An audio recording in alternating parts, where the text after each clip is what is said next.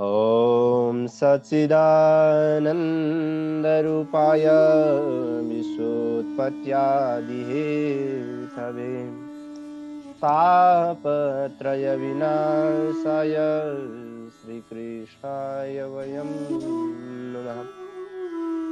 गुरुर्ब्रह्मा गुरुर्विष्णु गुरुर्देव महेश्वर गुरुर्साक्षात् परब्रह्म तस्मै श्री गुरवे नमः।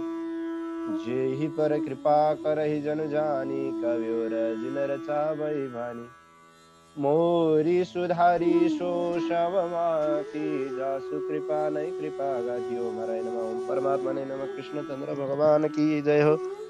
राधा रमण भगवान की जय हो। भागवत भगवान की जय हो।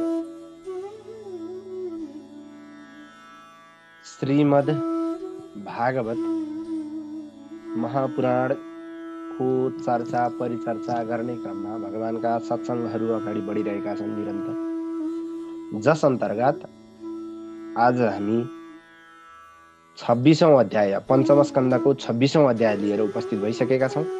यो अध्यायमा विशेष गरेर विभिन्न वर्णका गतिहरू, विभिन्न कर्मका गतिहरू, नरक आदिका विभिन्न गतिहरू र नरक आदि कसरी प्राप्त हुन्छ, कसले कस्तो नरक पाउँछ, कुन नरकमा कस्तो दुःख हुन्छ भन्ने कुराहरू बताइएको छ। यो अध्यायमा नरकको वर्णन गर्नुको तात्पर्यता यो हो कि मान्छेलाई शिक्षा दिनको लागि, मान्छेलाई सतर्कता बनाउनको लागि, मान्छेलाई अनुशासित बनाउनको लागि, धार्मिक बनाउनको लागि र उसले आफ्नो कल्याण गर्नको लागि डरैले भए पनि लागोस् भन्नको लागि यहाँ नरकको वर्णन गरिएको छ। जाउँ के भनिएको छ त। राजोवाच राजा परीक्षित भन्नुहुन्छ, महर्ष एतद् वैचित्र्य लोकस्य कथमिति। हे महर्षि, हे ब्रह्मर्षि, हे भगवान, लोकले प्राप्त गर्ने कर्मफलको भिन्नता कसरी हुन्छ त्यो मलाई बताउनुहोस् भनिसकेपछि श्री ऋषिरुवाच, श्री सुखदेव स्वामी भन्नुहुन्छ, हे राजन, कर्म गर्ने व्यक्ति सत्व रज तम 3 गुणले युक्त हुने भएकोले उसको श्रद्धामा पनि सात्विक आदि गुणहरूको भिन्नता देखिन्छ। जसरी श्रद्धा र स्वभावको भेदले गर्दा यी सम्पूर्ण कर्महरूका गतिहरू पनि भिन्न भिन्न प्रतीत हुन्छन्, भिन्न भिन्न हुन्छन्। यी विभिन्न गतिहरू सबैलाई चाहिँ क्रमशः प्राप्त हुन्छन्। सात्विक श्रद्धाद्वारा जुन धर्मबाट सुख, राजस धर्मबाट धर्माधर्म र त्यसबाट सुख दुःख, तामस श्रद्धाबाट पाप र त्यसबाट दुःख मोह आदि उत्पन्न हुन्छन्। यसरी श्रद्धामा हुने चाहिँ भेदका कारण सात्विक राजसिक तामसिक धर्म भनेको त्यस्तो प्रकारको हुन्छ भनेर चाहिँ बताइयो र त्यसको भिन्नता पनि बताइयो। यसरी निषिद्ध कर्मरूपी पाप गर्ने पनि उसको चाहिँ श्रद्धाको असमानताका कारण सधैँ एकै प्रकारको फल मिल्दैन। उसलाई अनादि अविद्याको बसमा परेर कामना पूर्वक गरिएका निषिद्ध कर्महरूको परिणाम स्वरूप हजारौं प्रकारका नरकहरू प्राप्त गर्दछन्। ती मध्ये केहीको वर्णन म यहाँ गर्दछु, सबैको विस्तारपूर्वक यहाँ म गर्दैछु। वर्णनहरू त धेरै छन् नरकहरू भनेर भन्ने मात्रै के लाग्नु भएको थियो। राजा परीक्षित बोलिहाल्नुभयो, नरका नाम भगवन् किम देश विशेषा अथवा बहिस्त्रिलोक्या अहो स्विदन्तराल इति। हे भगवान, हे गुरुजी, हे सुखदेव स्वामी, हे भगवान, लौ न हजुरले जुन नरकको वर्णन गर्न लाग्नु भएको छ ती सबै पृथ्वीकै ठाउँ हुन् कि अथवा ब्रह्माण्डका बाहिर छन् कि अथवा यसै भित्र कुनै ठाउँमा छन् कि कहाँ छन् त यो नरक? त्यतिकै नरक वर्णन गर्ने भनेर हुन्छ त प्रभु भनेको सुखदेव स्वामी राजा परीक्षितलाई भन्नुहुन्छ। अन्तराल एव, हे राजन, यी नरकहरू त्रिलोक भित्रै दक्षिण दिशामा पृथ्वीदेखि तल जलदेखि माथि रहेका छन् र यसै दिशामा अग्नि ख्वाता आदि गरेका पितृगणहरू समाधिमा मग्न भएर आफ्नो गोत्रमा उत्पन्न भएका सन्तानहरूको मङ्गल कामना गर्दै बस्दछन्। नरक चाहिँ कहाँ छ त भन्दा यी त्रिलोक भित्रै दक्षिण दिशामा रहेको छ, पृथ्वीदेखि तल रहेको छ। यस नरक लोकमा चाहिँ भगवानको आज्ञा कहिल्यै उल्लङ्घन नगर्ने सूर्यका पुत्र पृथ्वीराज यम आफ्ना सेवकहरूका साथमा बस्नु भएको छ। यम बस्नुहुन्छ। यमराजले आफ्ना दूतहरूद्वारा ल्याइएका मृत प्राणीहरूलाई उनीहरूको गरेका दुष्कर्मको अनुसारको दण्ड सजाय दिने काम गर्नुहुन्छ। उहाँ त्यहाँको राजा हुनुहुन्छ। कसैले गरेको कसैले चाहिँ नरकको संख्या 21 छ भनेर बताएका छन्। म तपाईलाई नाम, रूप र लक्षण अनुसार ती नरकहरूको क्रमैसँग वर्णन गर्दछु। 21 नरकका नाम म वर्णन गर्दछु, तर यहाँ छोटकरीमा मात्रै बताइएको छ, तर यसको विस्तृत भने अन्य धेरै प्रकारको छ भनेर भन्नुहुन्छ। ती 21 नरकहरू के हुन्छ भन्दा तामिश्र, अन्धतामिश्र, रौरव, महारौरव, कुम्भिपाक, कालसूत्र, असिपत्रवन, शुकर मुख, अन्धकूप, कृमि भोजन, सन्दंश, सप्तसूर्मी, वज्र, कण्टक, शाल्मली, वैतरणी, कुयोध, प्राणरोध, विशसन, लालाभक्ष्य, शरमेयादन, आविची, अयपान यी हुन्। र यी बाहेक छारकर्म, रक्षोगण भोजन, प्रोत, दण्डशुक, अवट निरोधन, पर्यावर्तन, सूचीमुख नाम गरेका अन्य 7 नरकहरू पनि छन्। तसर्थ यो 7 र यो 21 ले गर्दा 28 वटा नरकहरू वर्णन गरिन्छ। यहाँ 28 वटा नरकहरू छन्। संक्षिप्तमा बताउँदाखेरि है, विस्तृतमा त नरकहरू धेरै छन्। अब कुन नरकमा जान्छन् त भन्दा अर्काको सम्पत्ति, सन्तान र स्त्रीको हरण गर्ने व्यक्तिलाई चाहिँ यमराजका दूतहरूले कालपासले बाँधेर बलपूर्वक तामिश्र नाम गरेको नरकमा लगेर खसालिदिन्छन्। अन्धकारमय त्यस नरकमा अन्न पानी नदिएर, लौरोले पिटेर, डर देखाएर त्यस व्यक्तिलाई यमदूतहरूले विभिन्न प्रकारका दुःख दिन्छन्। कठोर पीडा सहन नसकेर त्यो जीव अत्यन्तै दुखी भएर कहिले मुर्छा, कहिले बिउजिने आदि गरेको उसले फल भोग्दछ।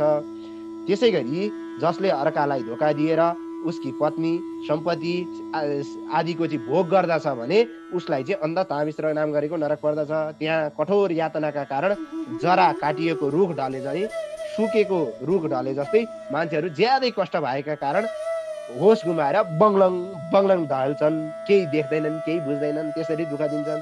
दृष्टि नहुनाका कारणले यसलाई अन्धतामिश्र नाम गरेको नरक भनिन्छ। कहिले कहाँ गएर ठोकिन्छ, कहिले कहाँ हुन्छ, यो लड्छ, त्यसरी सुकेको रुख पछारिए जस्तो पछारिन्छ। हेर्नुहोस्, नरक भनेको यस्तो छ। त्यसैले अर्काको धन, अर्काकी श्रीमती, अर्काका सन्तान आदिको चाहिँ गलत उपयोग गर्नु हुँदैन, भोग गर्नु हुँदैन, अर्काको भन्ने सुन्नु हुँदैन। जो मानिस यस लोकमा चाहिँ यो शरीर मै नै हो, म चाहिँ शरीर हुँ, स्त्री पुत्र धन सम्पत्ति सारा मेरो हुँ भनेर अरू प्राणीहरूसँग द्रोह गरेर सधैँ आफ्ना कुटुम्बहरूको मात्र पालन पोषणमा लागिरहन्छ भने त्यो मानिस पनि तिनै स्त्री पुत्र कुटुम्बहरूलाई यही लोकमा छोडेर पापका कारण रौरव नाम गरेको नरकमा गएर झाँकिनु पर्दछ।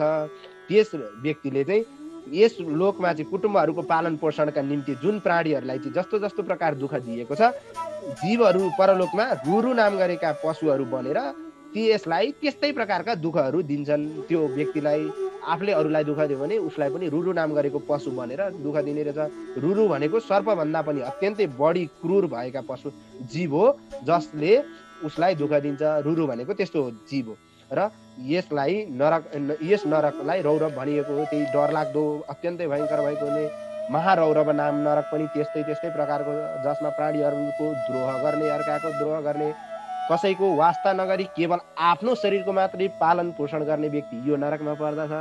आफ्नो मात्रै सबै म खाऊ मै लाऊ सुख सयलवा मोज मगरू, म भाँचु मै नाचु अरू सब मरुन् दुर्लभहरू भन्ने जति चाहिँ सबै पर्ने भयो।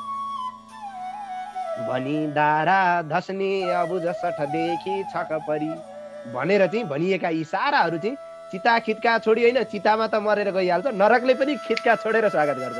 ल आइज भाइ, त चाहिँ मेरै भोजन होस् भनेर नरकमा पर्ने हो। र त्यस नरकमा चाहिँ काँचो मासु खाने रुरु नाम गरेका जीवहरूले मासुका लागि ती व्यक्तिहरूलाई टोक्ने, मार्ने, चिथोर्ने अब सारा कर्महरू गर्दछन्।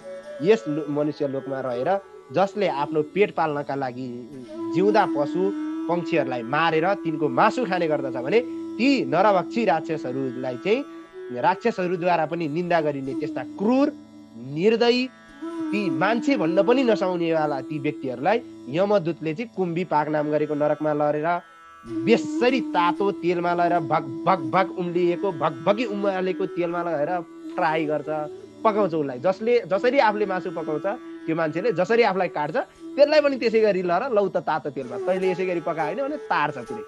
तातो बगबग तलबाट त्यो दन्किने आदो लगाएर उसलाई तार्छ, जसले मांस भक्षण गर्छ, अरूले आफूले मारेर पशु पक्षीलाई निर्बोध पशु पक्षीलाई चाहिँ भक्षण गर्नेवाला जुन मानिसले यस लोकमा चाहिँ आफ्ना बुबा आमा ब्राह्मण र वेदको विरोध गर्दछ त्यस्तालाई यमदूतहरूले कालसूत्र नाम नरकमा लगेर हालिदिन्छन्। 10,000 योजन फैलिएको तामाको भुइँ भएको यस नरकलाई चाहिँ माथितिरबाट सूर्यले तलतिरबाट अग्निले तताइरहेको छ। अब तामाको ऊ छ, त्यसमा तलबाट आगोको ज्वाला छ, माथिबाट सूर्यको ताप छ। अब भन्नुहोस् त्यो बिचमा परेको मान्छे कसरी फराइ हुन्छ? हेर्नुहोस्, विचार गर्नुहोस् है। त्यहाँ परेको जीव भोक प्यासले त्यति नै पीडित हुन्छ, आकुल व्याकुल भएर भित्रै जल्दछ होइन। बाहिरबाट तलबाट तातो तामाको त्यो तातो आगोको तातो रापले जल्छ, माथिबाट सूर्यको प्रकाशले जल्छ, अनि भित्रबाट भोक प्यासले जल्छ, बाहिरबाट सारा कुराले जल्छ। त्यो जलेरै मर्छ। आगोको त्यो दाहाले छटपटिएर त्यो जीव कहिले बस्ने, कहिले पल्टिने, कहिले हिँड्ने, कहिले उफ्रिने, कहिले यताउति दौडिने, कहिले गर्ने चाहिँ त्यस नरपशुको शरीरमा जति रौँ हुन्छन् त्यति 1000 वर्षसम्म उसले त्यस प्रकारको दुर्गतिलाई भोग गर्नुपर्दछ। यस्तो गर्ने व्यक्तिहरूलाई हेर्नुहोस्, जुन व्यक्तिले आपत्ति रहित अवस्थामा पनि आफ्नो वैदिक मार्गलाई छोडेर अन्य पाखण्ड मार्गको चाहिँ आश्रय लिन्छ, अनि त्यस मानिसलाई चाहिँ यमदूतहरूले आफ्नो वैदिक जुन सनातन कर्महरू छोडेर अरू पाखण्डी चाहिँ ऊ लिन्छ भने त्यसलाई चाहिँ यमदूतहरूले 80 पत्र नाम गरेको नरकमा लगेर कोर्रा हान्दै पुड्दछन्। र पिटाइको कारण आत्तिएर बाँच्नका लागि यताउति दौडिँदाखेरि त्यहाँका ताडका वृक्ष हुन्छ, ताड नाम गरेको रुखको वृक्ष यस्तो हुन्छ, त्यसको दुवैतिर धार चाहिँ बिलेट जस्तो हुन्छ, एकदम तिरिक पार्ने है। अनि यता यमराजको कोर्रा त्यो जुन हुन्छ नि पिटाइ खाँदा त्यो पिटाइबाट बस्नलाई दौडिन्छ, उता त्यो पातले त्यो चरक पारेर काटिदिन्छ। हेर्नु, अनि काटिसकेपछि त्यो छिया भएको शरीरमा यता पनि र कतै आमा मरे नि आमा मैले जिन्दगीमा किन यस्तो गरेँ भन्दै मुर्छा पर्दै उठ्दै लड्दै हिँड्दै पढ्दै हिँड्छ, यसरी दौडिरहन्छ। जब पाखण्ड मार्गमा लान्छ भने उसले त्यो कुकर्मको फल चाहिँ त्यो 80 पत्र नाम गरेको नरकमा गएर पर्नु पर्दछ, त्यसले भोग गर्नु पर्दछ।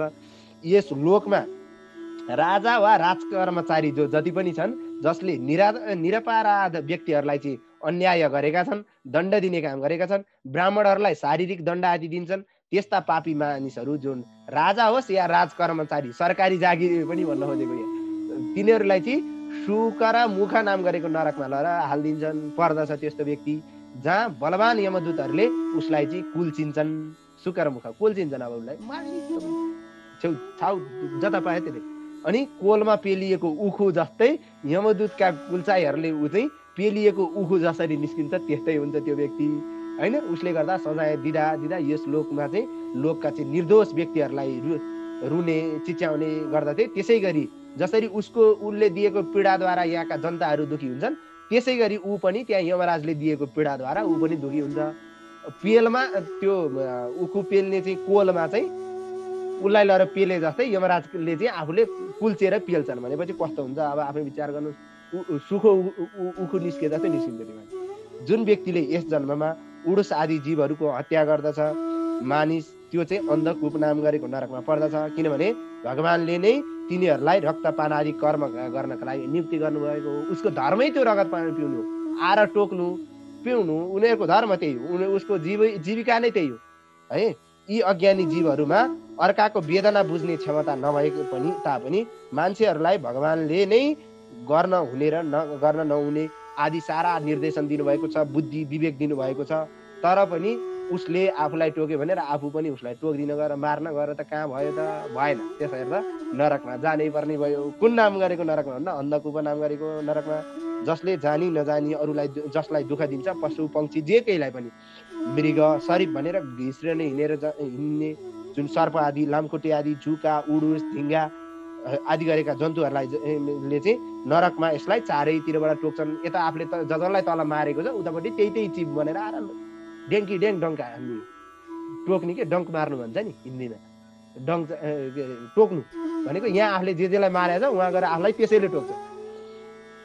त्यस्तै जीवहरूले त्यसै त त्यो त यहाँ मरिहाल्यो के टोक्छ, त्यसको नि अब आत्मा गरेर टोक्छ भन्ने कुरो होइन। त्यस टोकाइबाट आत्तिएर व्यक्ति चाहिँ रोगग्रस्त भएर शरीरको अनेकौं जीवहरू चाहिँ छटपटिरहन्छ र अँध्यारो नरकमा फसिरहन्छ। त्यसैले यो नरकलाई अन्धकूप भनिएको हो। अर्को भक्षमाणा कृमि भोजनलाई हेर्नुहोस्, जुन मानिसले यस लोकमा चाहिँ पञ्चमहायज्ञ नगरिकन आफूले प्राप्त भएको अन्न, बालक, वृद्ध, अतिथि आदिलाई नबाँडिकन आफू मात्रै खाने एकलौटी के अरे डाडे हुन्छ नि, एकल काटे हो, त्यस्तो व्यक्ति चाहिँ काग जस्तो जुन काग पनि एकल काटे हुन्छ अरे क्या, त्यस्तै भएर मरेपछि कृमि भोजन नाम गरेको नरकमा पर्दछ। तुच्छ नरकमा, अत्यन्तै कृमि भोजन नाम गरेको नरकमा 1,00,000 योजन लम्बाइ र 1,00,000 चौडाइ भएको छ। किराले भरिएको त्यो कुण्ड छ। त्यही कुण्डमा लहरा हालिदिन्छन् र जबसम्म उसले गरेको पापको फल समाप्त हुँदैन तबसम्म उसले त्यहाँ यातना भोगिरहनु पर्छ।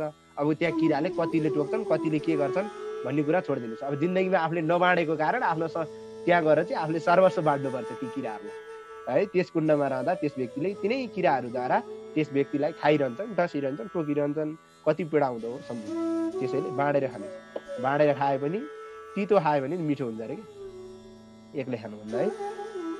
हे राजा, जुन मानिसले चाहिँ यस लोकमा रहँदा ठुलो आपत्ति नपरेको अवस्थामा पनि, अब अत्यन्तै ठुलो आपत्ति परेको छैन तै पनि ऊ चाहिँ के गर्छ भन्दा चोरी गर्छ, जबरजस्तीसँग चाहिँ ब्राह्मण र अरू कुनै पनि व्यक्तिको सुन, रत्न, सम्पत्ति आदि चाहिँ हरण गर्दछ भने यमदूतले अग्निपिण्डले चाहिँ डामिदिन्छन्। आगोको पिण्डले लौ त ल चाहिएको होइन सम्पत्ति ला भनेर डामिदिन्छन् उसलाई।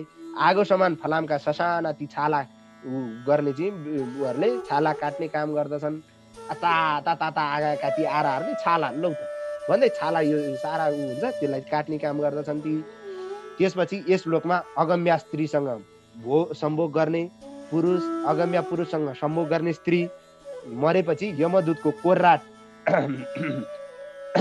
कोर्रा खाँदै तप्त भूमिमा चाहिँ तातो भूमिमा लहरा चाहिँ नरकमा लहरा हिँडाउँछ। कोर्रा हान्दै, कोर्राले डिम्की ड्याम ठटाउँदै तातो भदभद पोलिने भूमिमा त्यो नरकमा लहरा चाहिँ तप्त भूमि नाम गरेको नरकमा लहरा हाल्दछ। त्यहाँ लगेर त्यस्तो पुरुषलाई तातेको फलामको जुन आइमाईको मूर्तिसँग, त्यस्तै आइमाईको जुन तातो फलामको चाहिँ पुरुषसँग चाहिँ अँगालो हाल्ने, सहवास गर्ने गराउन लाउँछन्। फलामको भदभद तातेको तँलाई त्यही चाहिएको होइन ल जाँदा भनेर अँगालो हाल्न लगाइदिन्छ।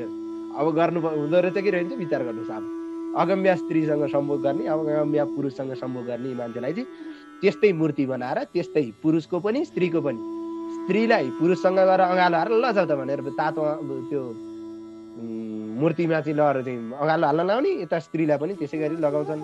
यस लोकमा जोसँग पनि सम्भोग गर्ने व्यक्तिलाई मरेपछि यमदूतले वज्रकण्टक सालमली नाम गरेको नरकमा लगेर हाल्दछन्। त्यस्ता वज्रकण्टक नाम गरेको त्यो जुन उसमा चाहिँ सिमलको रुखमा चढाएर तलतिरबाट एकदम तान्दछन्। माथि चढाउने अनि तलबाट तान्ने सिमलको रुखमा।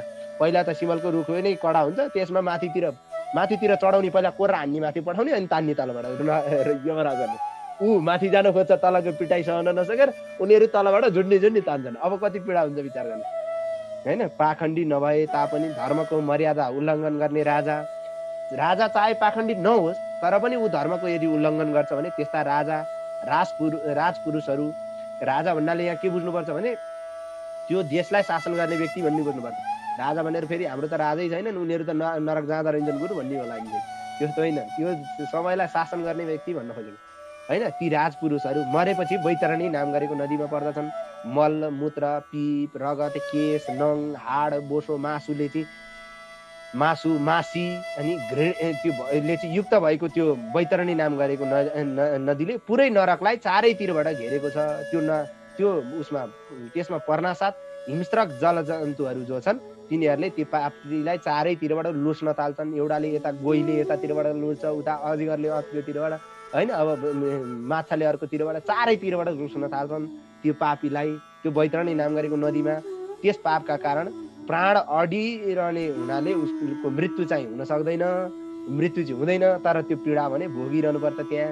त्यस व्यक्तिले आफ्नो कुकर्मको फल सम्झेर पछुताइरहन्छ। आफूले जिन्दगीमा किन चाहिँ त्यस्तो गरेछु भनेर पछुताइरहन्छ। अत्यन्त आकुल व्याकुल भएर ती सबै यातना भोगिरहन्छ। यस लोकमा आफ्ना शौच आचार नियमहरू त्यागेर निर्लज्ज बनी पशु झैँ मनमानी गर्दै हिँड्ने, शूद्र स्त्रीहरूसँग सम्बन्ध जोड्ने, व्यक्तिहरू चाहिँ मरेपछि पिप, विष्टा, मूत्र, कफ, फल, मल आदिले भरिएको पुयोद नाम गरेको नरक जुन समुद्र छ त्यसमा अति घिनलाग्दा वस्तुहरू खाएर बसिरहन्छ। खानेकुरा पनि अति घिनलाग्दो। हेर्नु, ब्राह्मण आदि एकदम उच्च कुल आदिमा जन्मिएर पनि भनेको जात आफ्नो कुल परम्परामा जन्मिएर पनि जसले कुकुर गधा आदि पाल्ने, हेर्नुहोस् अब गधा कुकुर आदि पाल्ने, शास्त्र विरुद्ध पशुहरू मार्ने पाल्ने कर्महरू जसले गर्दछ भने त्यस्ता व्यक्ति प्राणरोध नाम गरेका नरकमा पर्दछन्। पाल्नु भन्नुको मतलब फेरि त्यसलाई स्याहार सुसार गर्दैमा पाल्ने होइन, घरमा राखेर आफूले आफ्नो बच्चाहरू भन्दा पनि आफ्ना अरू प्राणीहरू रोडमा मान्छे खान पाइरहेको हुँदैन, घरमा कुकुरलाई चाहिँ सोफामा दुध र भात के मासु र भात होइन, त्यस्तो गर्ने चाहिँ भन्नु खोजेको। प्राणी मात्रमा दया त गर्नुपर्छ, अगाडि नै सिकाइसकेको छ, तर यसको मतलब त्यो होइन कि घरमै ल्याएर गाई पाले जस्तो गाईलाई चाहिँ सुरक्षित गरे जस्तो गर्ने चाहिँ हुँदैन भन्न खोजेको, त्यसलाई भन्नु खोजेको है। यी पापीहरूलाई यमदूतले बाणले हानेर शरीरलाई चाहिँ टुक्रा टुक्रा पारेर दुःख दिइरहन्छन्। कहिले खुट्टो काट्दिने, कहिले के हान्ने, अब कहाँ हुने, हात काट्दिने होला नि त अब दुःख दिने है। अनि यस लोकमा चाहिँ केवल आडम्बरमा मान्छे यो जुन यो लोकमा पृथ्वीमा रहँदाखेरि आडम्बरका निम्ति गरिएका यज्ञ, पशु मार्ने आडम्बरी व्यक्ति होइन हुन्छ नि, अरूका लागि देखाउन गरिएको यज्ञले पनि नरकै जाने रहेछ मान्छे। अलाउनलाई देखाउन बाउको श्राद्ध गरे जस्तै हो कि, त्यस्तो गर्ने पनि नरकै जाने रहेछ। हेर्नुहोस् यही भनिएको छ यो 25औं श्लोकमा। आडम्बरका लागि गरिएका सम्पूर्ण यज्ञका लागि पशु मार्ने काम आडम्बरी व्यक्ति होइन मरेपछि वैशस नाम गरेको नरकमा पर्छ। त्यस नरकमा यस्ता दम्बी, यस्ता पाखण्डी मानिसहरूको शरीरलाई यमदूतले छिया पारेर चिर्दछन् होइन। यस लोकमा चाहिँ द्विज कुलमा जन्मिएर कामासक्त भई आफ्नै गोत्रकी स्त्रीलाई जसले वीर्यपान गराउने, वीर्य दान गर्ने होइन व्यक्तिलाई चाहिँ यमदूतले वीर्यको नदीमा खसाएर वीर्य नै पिउन लगाउँछन्। लौ त जा भनेर वीर्यको नदीमा लगाएर चाहिँ त्यही खाने पिउने सुत्ने त्यसको त्यही नरकमा लगाएर हालिदिन्छन्। यस लोकमा चाहिँ अर्काको घरमा आगो लगाउने, अर्कालाई विष खुवाउने, अर्काको घरमा आगो लगाउने, अर्कालाई विष खुवाउने, व्यापारीको समूहलाई लुट्ने चोर, राजा, राजपुरुष मरेपछि चाहिँ के हुन्छन्, सारा मेया दन नाम गरेका नरकमा पर्छन्। त्यस्ता वज्र दारा भएका कुकुरहरूको रूप लिएर 720 जना यमदूतहरूले त्यहाँ हतार गरेर टोक्छन्। ती 720 जना चाहिँ उहाँहरूले चाहिँ 720 को संख्या आयो भनेको यो के हो, 365 दुना के अरे 360 दुना 720, यहाँ 300 दिन र रातका प्रतीकको रूपमा आएको हो। यो भनेको दिन रातै टोकिरहन्छन् त्यहाँ कुकुरको रूप लिएर। त्यो उ गर्ने मान्छेले चाहिँ अर्काको घर चाहिँ ल कुरा लगाऊ, अर्काको कुरा काट, अर्काको घर जलाऊ, अब तिमी अर्काको आगो लगाऊ, ल लगा भनेर त्यहाँ त्यति दुःख दिन्छन्। अनि साक्षी बस्ने बेलामा, धनको लेनदेनमा र दान दिने समयमा झुट बोल्ने व्यक्ति, कुन बेलामा झुट बोल्ने व्यक्ति भन्दा साक्षी बसेको बेलामा, कसैको साक्षी बस्नु पर्यो भने त्यति बेलामा, धनको लेनदेन गर्दा र दान दिने बेलामा चाहिँ झुट बोल्ने व्यक्ति मरेपछि अभिचिमान नाम गरेको नरकमा पर्छ। त्यस व्यक्तिलाई यमदूतले 100 योजन अग्लो पहाडको टुक्राबाट तलतिर टाउको पारेर खसालिदिन्छन्। लौ त जा भनेर, त झुट बोल्ने भनेर टाउको तलतिर पारेर खसालिदिन्छन्। यसरी खस्दा शरीर टुक्रा भए पनि उसको प्राण भने जाँदैन, मर्दैन, प्राण भने निस्किँदैन। त्यसैले उसलाई बारम्बार माथिबाट तलबाट माथि लाँदै खसाल्दै माथि लाने 100 योजन त्यो अग्लो पहाडबाट माथि लाँदै खसाल्दै गर्ने। हेर्नुहोस् यस नरकको चाहिँ पत्थरको भूमिमा पानी सरह देखिने हुनाले यसलाई चाहिँ अभिचिमान भनेको हुन चाहिँ पत्थरको छ, तर पानी जस्तो देखिन्छ, गर डेम्रेङ ठोकिन्छ। माथिबाट खसाल्दा कति गाह्रो हुन्छ, 100 योजन माथिबाट। हेर्नु त्यो पनि उदोमुन्टो लाएर कति गाह्रो होला, विचार गर्नुहोस् है। कसैको झुट बोल्ने बेला, साक्षी बस्ने बेला के हुँदो रहेछ भन्ने कुरा बुझिहाल्नु। यस लोकमा चाहिँ यदि कुनै ब्राह्मणीले चाहिँ व्रत धारण गरेको व्यक्तिले प्रमादवश कुनै कारण मदिरा सेवन गरेर क्षत्रिय वैश्यले सोमपान गरे भने यिनीहरू अयपान नाम गरेको नरकमा पर्छन्। त्यहाँ यमदूतहरूले त्यस्ता व्यक्तिहरूको छातीमा खुट्टाले कुल्चिएर मुखमा के गर्छन् भने तातो फलाम, पगालेको तातो फलाम चाहिँ खनाइदिन्छन्। लौ त खा, तँलाई चाहिँ मद्यपान गर्नुपर्ने, मदिरा सेवन गर्नुपर्ने होइन त, ल यही योभन्दा संसारको ठुलो मदिरा केही छैन भनेर तातो पगालेको फलाम चाहिँ मुखमा घतङतङ पारिदिन्छन्। यस लोकमा निम्न कुलमा जन्मेर पनि आफूलाई चाहिँ ठुलो सम्झेर यदि जन्म, तप, विद्या, आश्रम, धर्मका आदि सारा समुचित कर्महरूको चाहिँ सत्कार नगर्ने व्यक्तिलाई चाहिँ सत्कार गर्ने आदि गरेर चाहिँ जिउँदो र मुर्दाको चाहिँ समान नभएको यस्तो व्यक्ति मरेपछि यमदूतको चाहिँ छारा कर्दम नाम गरेको नुलिलो पानीको चाहिँ दह भएको वनमा उदोमुन्टो पारेर खसालिदिन्छन्। त्यस जीवले चाहिँ अनेक प्रकारका सहनै नसक्ने यातनाहरू भोग्नु पर्दछ त्यस नरकमा। यस लोकमा चाहिँ मान्छेको बलि दिने पशुहरू, नरमांस खाने स्त्रीहरू, पशुहरू, जीवहरू रक्षो गण भोजन नामक गरेका नरकमा पर्दछन्। त्यहाँ पशु जस्तै मारिएका तिनै पशुहरू राक्षस बनेर कसैले चाहिँ हतियारले काटे जस्तै पशुहरूलाई जसरी काट्छ त्यसै गरी ती प्राणीहरूलाई त्यहाँ काटेर तिनका रगत पिउन थाल्छन् हैन। त्यसरी मान्छेको बलि दिएर पशु खाने व्यक्तिहरू चाहिँ यस लोकमा आनन्दित हुन्थे भने त्यसै गरी राक्षसहरू पनि त्यो रगत पिएर त्यो लोकमा त्यो नरकमा चाहिँ आनन्दी महसुस गर्छन्। आफ्नो रगत पिएर हेर्नुहोस्, आफूले अर्का रगत पियो भने उसले आफ्नो रगत पनि त्यहाँ गएर चुकाउनु पर्ने रहेछ।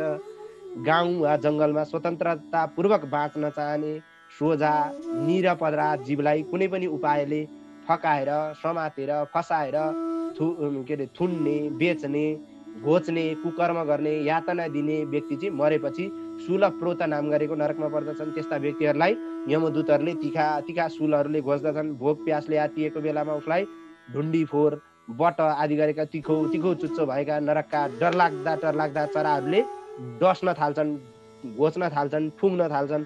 त्यस बेला त्यो व्यक्तिले आफूले गरेको जिन्दगीको पाप पछुताउन थाल्दछ, सम्झिन्छ सारा कुरो।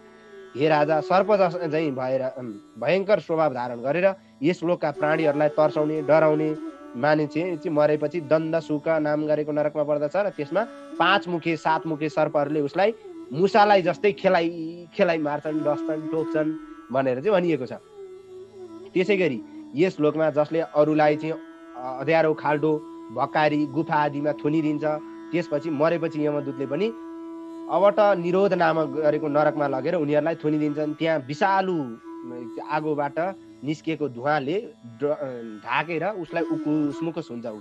यहाँ चाहिँ त्यसरी मान्छेलाई अँध्यारो खाल्डोमा, भकारीतिर, अँध्यारो ठाउँमा थुनिदिने मान्छेलाई त्यहाँ पनि त्यो विषालु आगोको त्यो मुस्लो भएको ठाउँमा लगेर उसलाई थुनिदिन्छन्। कति पीडा हुन्छ विचार गर्नुहोस्। यस लोकमा आफ्नो घरमा आएका पाहुनाहरूलाई रिसले आँखा राता बनाएर हेर्ने, डढाउला जस्तो गरेर हेर्ने होइन, परियावर्तन नाम गरेको नरकमा गएर पर्दछन् त्यस्ता व्यक्तिहरू।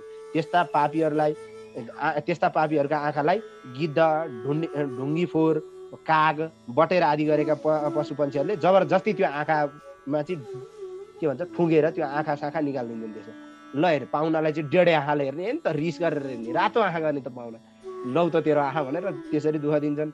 जुन मानिसले यस लोकमा आफूलाई धनी सम्झिएर अभिमानपूर्वक अरूलाई चाहिँ बाङ्गो दृष्टिले हेर्छ, नराम्रो दृष्टिले हेर्छ, धनको चाहिँ अभिमान गर्दछ होइन, अनि धन लगिदिने हुन् कि भनेर आशंका गर्छ, अरूलाई चाहिँ शङ्काको दृष्टिकोणले हेर्छ, धन नाश गरिदिने हुन् कि भनेर हरपल चिन्तित भइरहन्छ, धनको सुरक्षाको लागि लागिरहन्छ होइन, अनेक प्रकार धन सम्पत्ति भनेर चाहिँ लागिरहन्छ भने सूचीमुख नाम गरेको नरकमा पर्दछ। त्यस लोभी मानिसको चाहिँ शरीरमा यमदूतहरूले सूचीकारले चाहिँ लुगा सिए जस्तै धागोले सिउन थाल्छन्। लौ त तँलाई धन भन्दै सिउन थाल्छ।